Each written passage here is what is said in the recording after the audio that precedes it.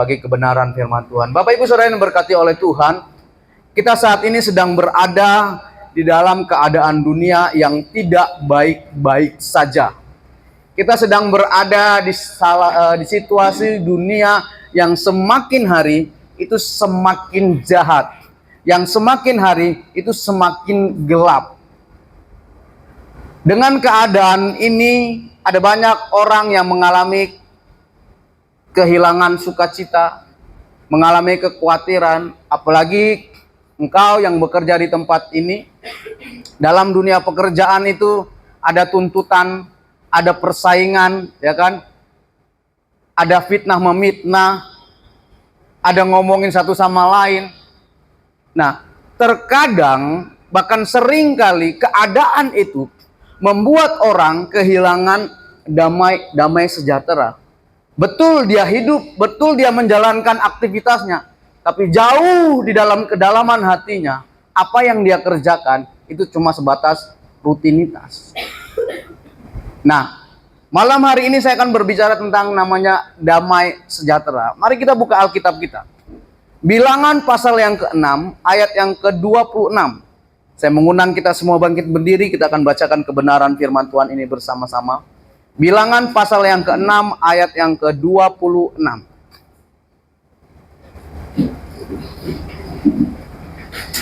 Dalam hitungan ketiga kita akan bacakan kebenaran firman Tuhan ini bersama-sama.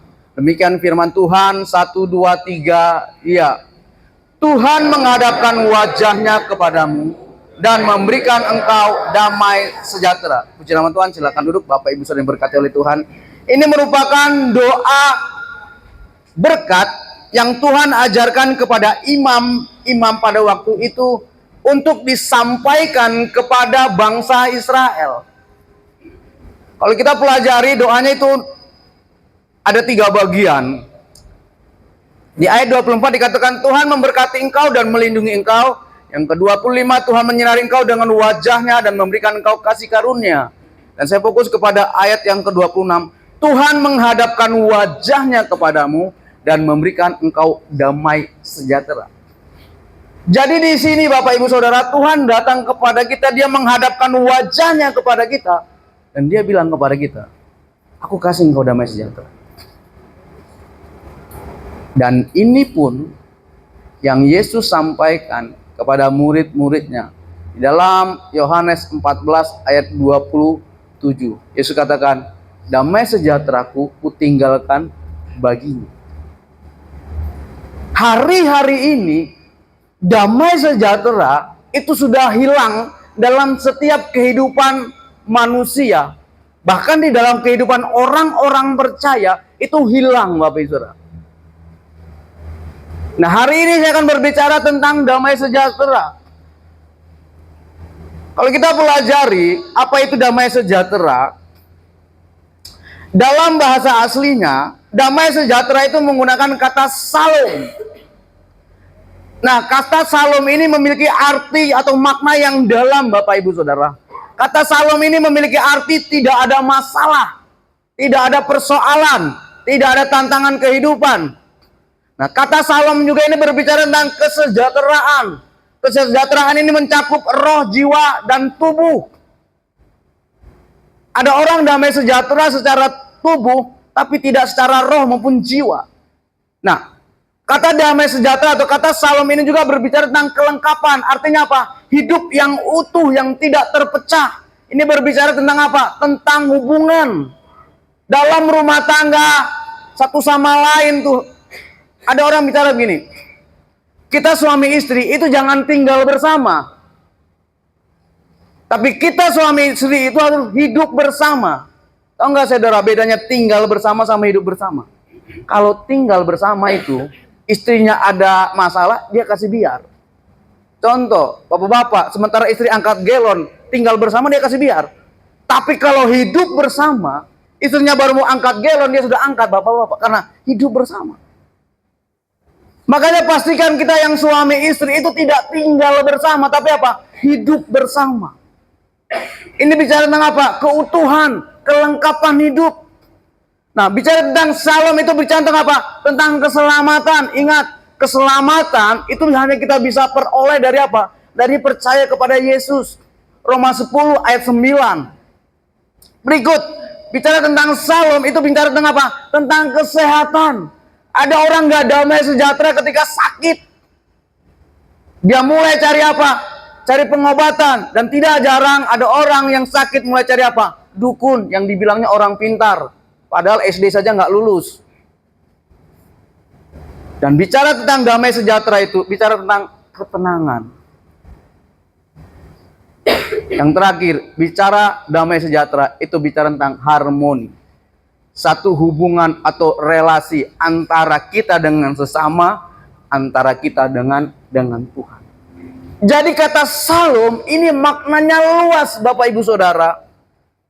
Nah, kalau kita melihat kata Salom dalam ayat ini, dalam Bilangan pasal 6 ayat 26, ini berbicara dalam keadaan apa? Bukan hanya keadaan situasi sosial yang aman, melainkan kata Salom ini menunjuk kepada kehadiran berkat Tuhan yang secara menyeluruh, baik secara jasmani maupun secara rohani.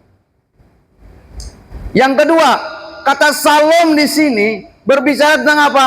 Tentang damai sejahtera yang sejati. Itu bukan berasal dari usaha manusia, melainkan dari pemberian Allah sendiri. Dan kata Salom atau damai sejahtera di sini itu tidak sama seperti damai sejahtera yang manusia berikan. Dunia memberikan damai sejahtera itu lewat apa? Kekayaan, lewat jabatan. Ya kan, kalau saudara damai sejahtera ketika gaji saudara tepat waktu naik lagi kan, rasa damai. Dipromosikan, punya istri cantik, punya suami ganteng, ya kan? Itu kita merasa damai. Punya pacar cantik, ya kan?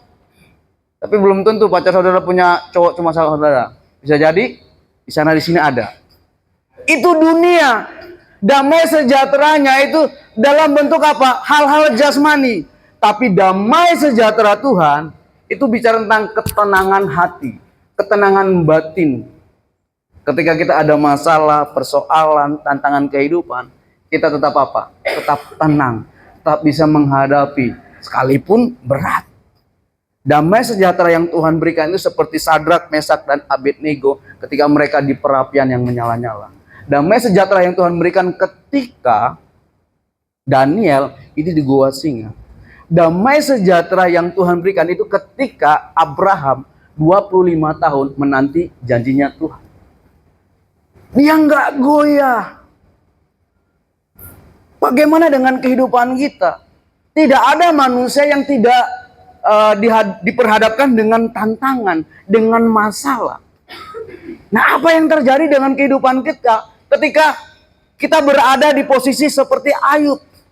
Bertubi-tubi masalah persoalan terjadi dalam kehidupan kita. Masih nggak kita damai? Atau kita menjadi orang-orang yang apa?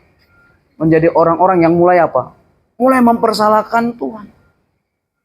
Dan saudara, perlu saya sampaikan kepada saudara. Damai sejahtera ini berbicara tentang apa? Tanda kehadiran Tuhan itu ada dalam diri kita. Itu saudara. Kita buka Yesaya 48 ayat 22. Apakah damai sejahtera Allah itu buat semua orang? Ternyata tidak, saudara. Yesaya 48 ayat 22 dikatakan begini.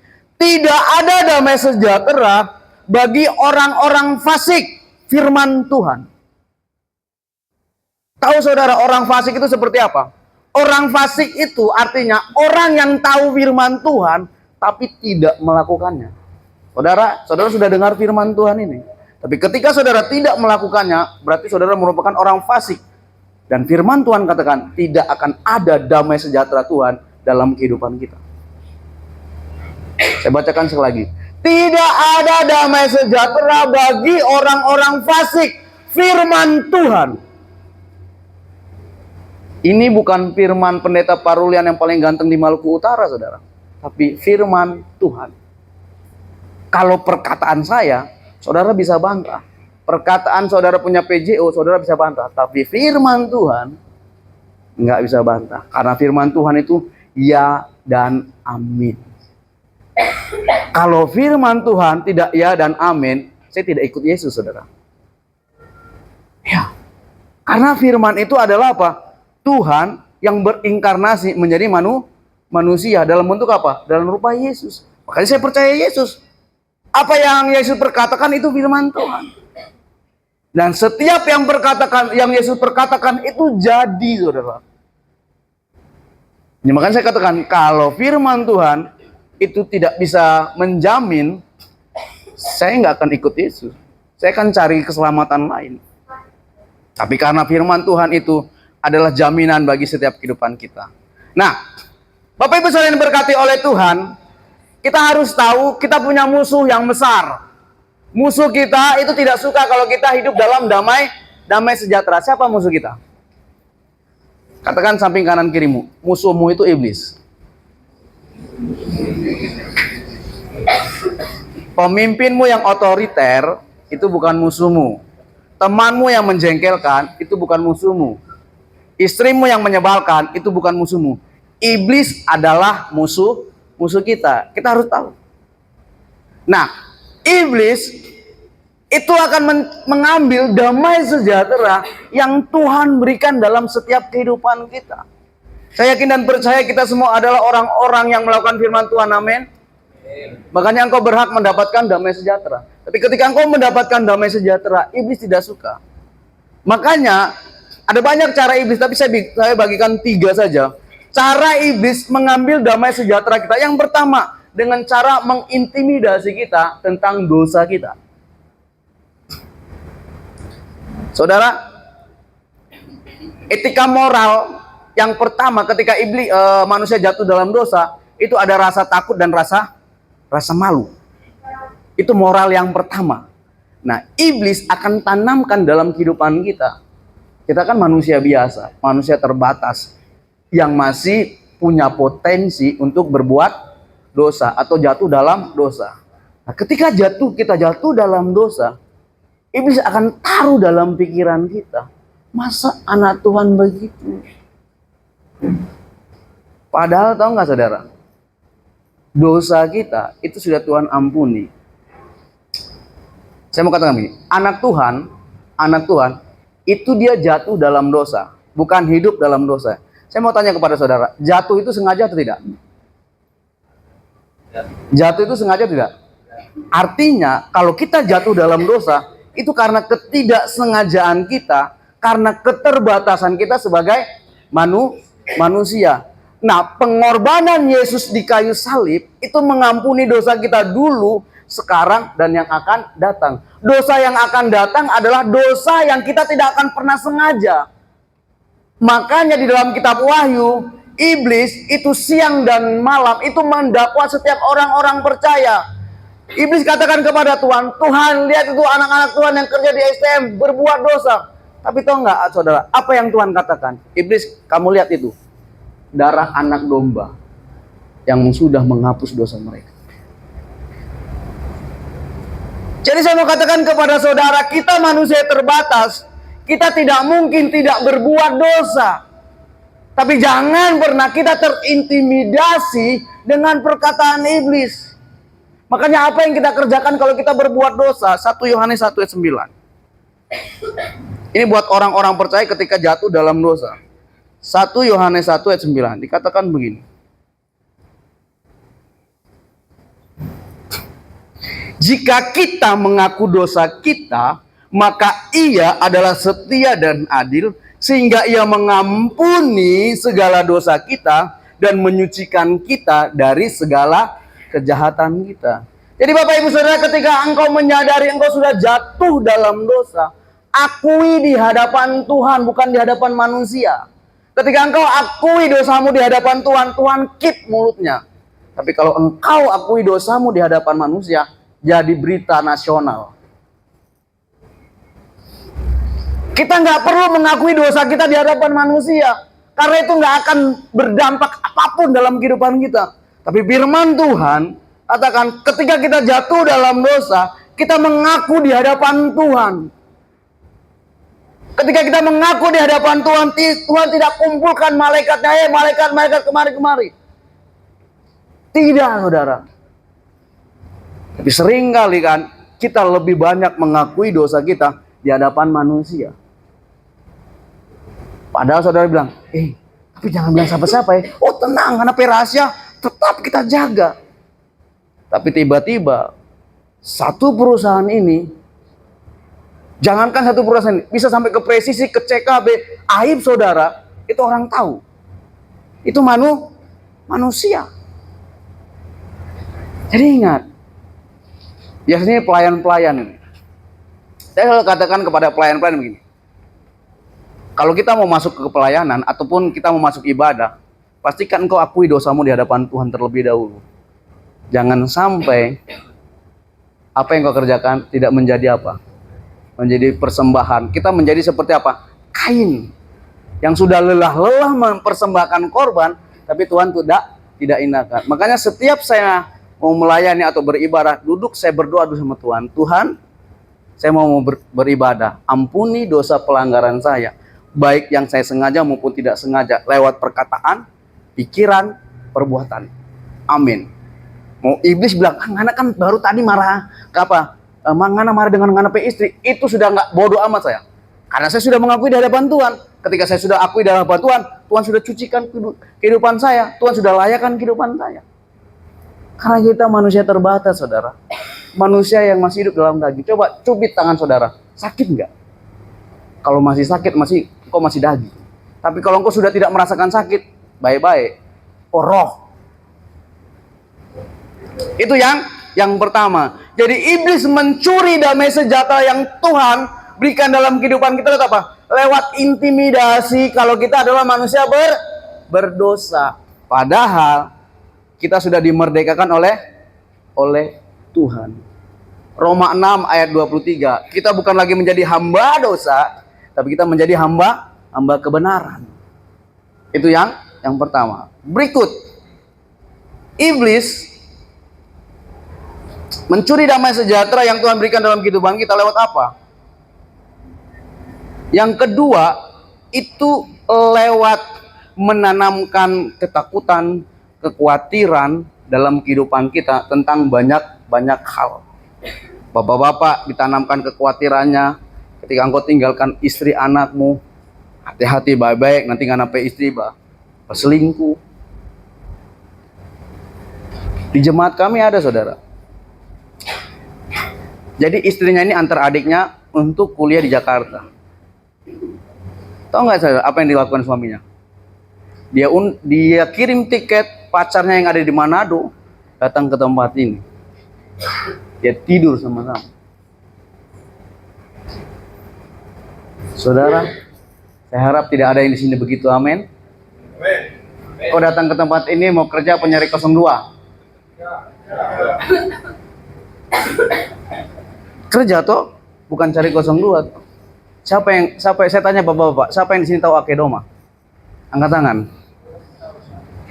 Karena ada di TikTok saudara. TikTok bilang gini, ibu-ibu kalau nganape suami tidak ada di kos, di kontrakan rumah, cari di Akedoma. Di TikTok ada viral begini saudara, kalau suami kita tidak ada di rumah, di kos atau di kontrakan, cari di Akedoma. Ini juga bukan berlaku untuk laki-laki saja. Sekarang nih yang bahugel di Lily Lab ini atau di Lingkar Tambang ini bukan laki-laki saja, perempuan juga begitu. Suaminya kerja, satu kali saya lihat di viral di TikTok, suaminya sementara kerja, ya, istrinya apa? Undang DP cowok. Nah satu kali suaminya jebak, suaminya pura-pura kerja, kondorang 2, dia kasih ajar, yang kasihan yang punya kos-kosan. Kos-kosan itu cuma GRC, dia dobrak, hancur tuh kos-kosan. Saya mau katakan kepada engkau yang ada di tempat ini, engkau bapak-bapak, ibu-ibu, ketika engkau meninggalkan istrimu, suamimu, anakmu, tenang saja. Tuhan menjaga mereka, amin. Tuhan menjaga mereka, Tuhan memelihara mereka. Jangan apa? Jangan berikan ruang kekhawatiran atau ketakutan dalam hidupmu. Firman Tuhan katakan di dalam Matius, apakah kekhawatiran kita bisa menambahkan sehasta dalam hidup kita? Enggak, saudara. Burung, bunga itu nggak pernah khawatir. Burung, pernah saudara lihat burung pusing sakit kepala mau makan apa besok? Nggak pernah. Nah, kita itu lebih mulia daripada burung dan bunga. Burung itu setiap hari Tuhan kasih makan, bunga itu setiap hari Tuhan kasih baju yang indah. Jadi jangan pernah takut, khawatir dengan hal apapun dalam dunia ini. Sekalipun engkau berada dalam jalan buntu. Saya mau katakan, ketika di depanmu tidak ada jalan, di belakangmu tidak ada jalan, samping kananmu tidak ada jalan, samping kirimu tidak ada jalan, apa yang kau kerjakan? Kau menghadap ke atas. Ada jalan di atas. Amin. Jangan kau ke bawah. Kebanyakan kita ke bawah. Akhirnya apa? Taruju di bawah. Jadi jangan mau. Orang yang menanamkan kekhawatiran, ketakutan, sama saja merendahkan kuasa Tuhan. Saudara, anaknya saja yang tunggal, dia korbankan. Apalagi kebutuhanmu. Apalagi pasangan hidupmu yang belum kawin. Ya kan, kalau orang yang belum kawin, usia 30 tahun ke atas kan, dia bukan tanya lagi, Tuhan siapa jodoh saya. Dia tanya Pak Tuhan, Tuhan tapi jodoh ada enggak?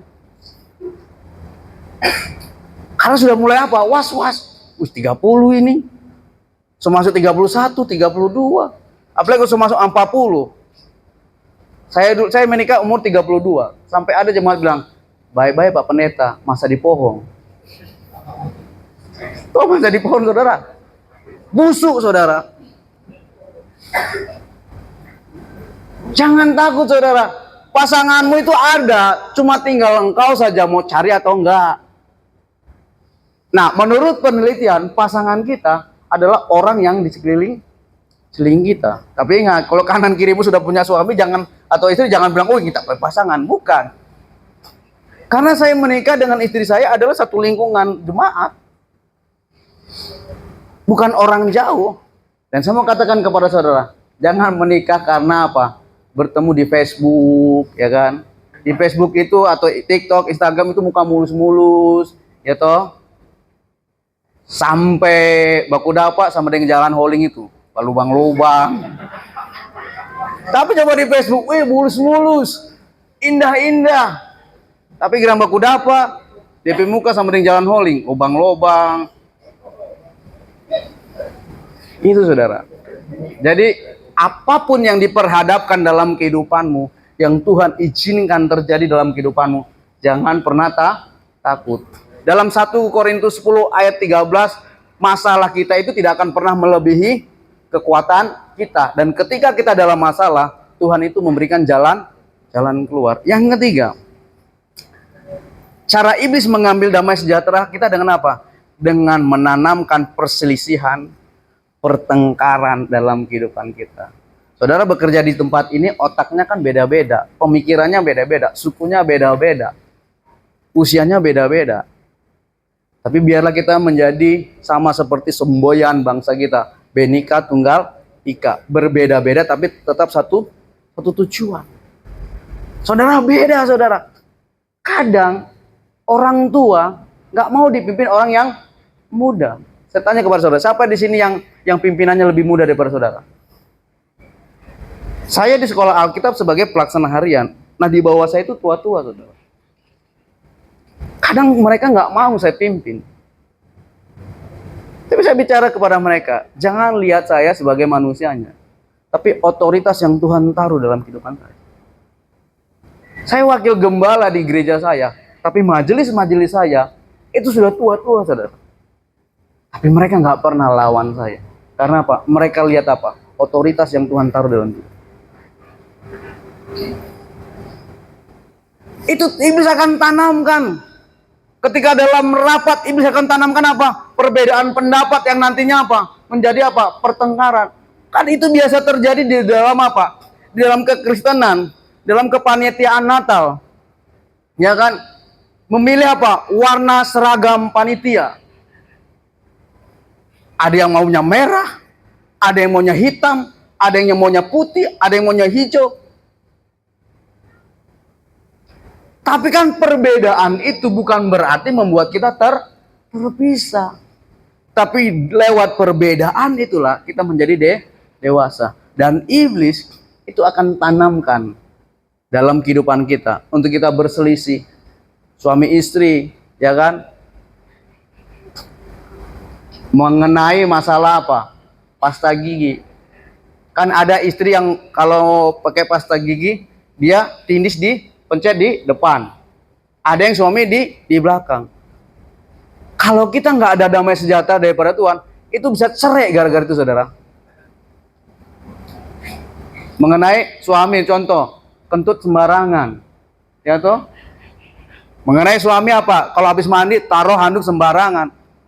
Itu akan iblis tanamkan untuk menjadi apa? Menjadi menghilangkan damai sejahtera dalam kehidupan kita. Kalau kita nggak waspada, saudara, cerai, saudara. Bisa berkelahi kita.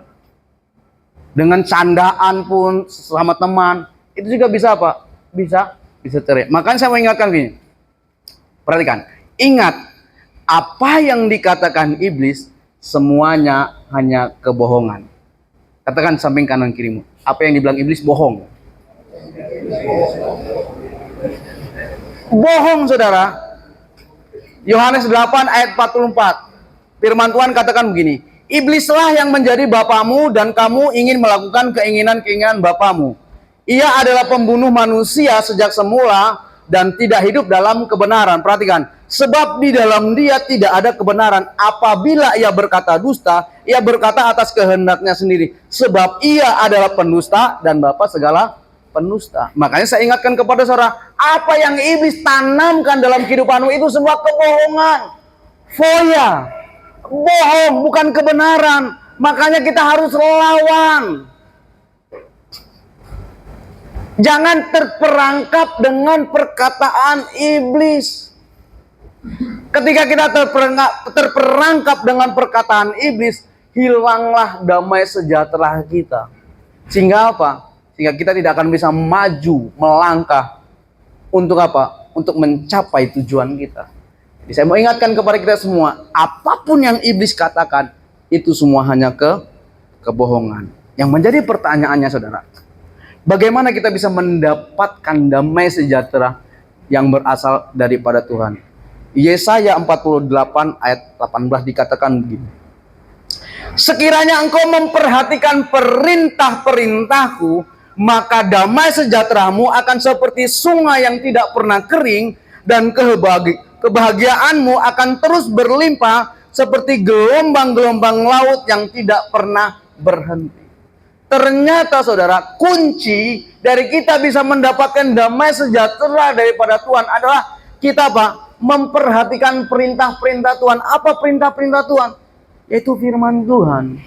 Kalau dalam Yesaya 32 ayat 17 dikatakan begini, di mana ada kebenaran, di situ akan tumbuh damai sejahtera, dan akibat kebenaran ialah ketenangan dan ketentraman untuk selama-lamanya. Jadi untuk kita mendapatkan damai sejahtera daripada Tuhan, yaitu kita memperhatikan firman Tuhan, kita melakukan firman Tuhan, kita merenungkan firman Tuhan, itu siang dan malam. Ingat, damai sejahtera yang dunia berikan itu damai sejahtera semu. Tapi damai sejahtera yang Tuhan berikan, itu damai sejahtera yang kekal, yang tidak bisa diukur oleh apapun. Caranya kita mendapatkannya itu mudah sekali. Cukup kita memperhatikan firman Tuhan. Seberapa banyak atau seberapa sering setiap kita bangun pagi, kita berdoa, kita baca firman Tuhan. Saudara, Tuhan tidak pernah paksa engkau baca firman Tuhan 1 hari atau 5 pasal. 1 ayat saja engkau baca setiap hari. Itu sudah apa? Sudah lebih baik daripada engkau tidak baca. Siapa di sini yang jengkel dengan temannya ketika sudah di grup, tiba-tiba temannya kirim ayat, sok rohani ini. Saudara, bersyukurlah ketika ada teman atau orang yang mengirimkan kita ayat kebenaran firman Tuhan. Karena apa? Dia peduli dengan kita. Dengan kita membaca firman Tuhan, artinya kita membangun hubungan dengan Tuhan, saudara. Tanpa kita membangun hubungan dengan Tuhan, Tuhan tidak akan pernah memberikan damai sejahteranya. Kesimpulannya saudara, marilah kita sebagai orang-orang percaya yang bekerja di tempat ini, saudara, dapatkan damai sejahtera itu yang Tuhan berikan dalam kehidupan kita. Karena apa saudara? Karena ketika kita mempunyai damai sejahtera, kita akan tetap bisa bertahan dalam masalah, tantangan, persoalan yang Tuhan izinkan terjadi dalam kehidupan kita. Amin. Kebenaran firman Tuhan. Tundukkan kepalamu. Terima kasih Tuhan.